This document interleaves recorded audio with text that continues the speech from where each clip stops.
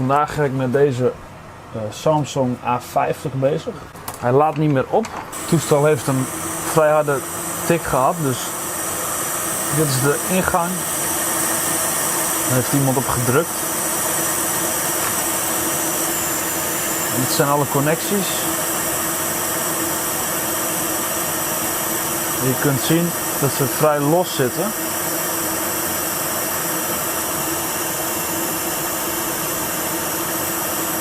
Als ik erop druk, dan zie je ze bewegen.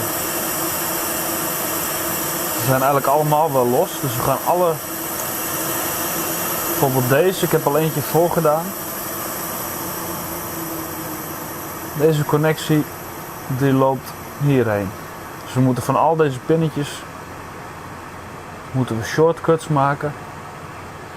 Van elke pin gaan we jumpen naar de connectie waar die heen hoort te gaan.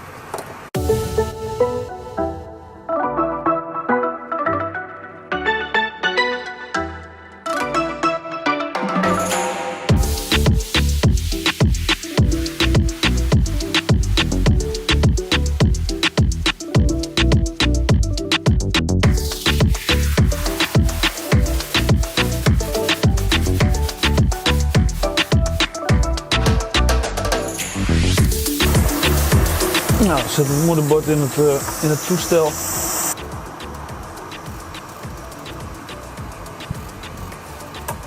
USB-C-kabel erin. Nou, je kunt zien, het toestel laat weer op.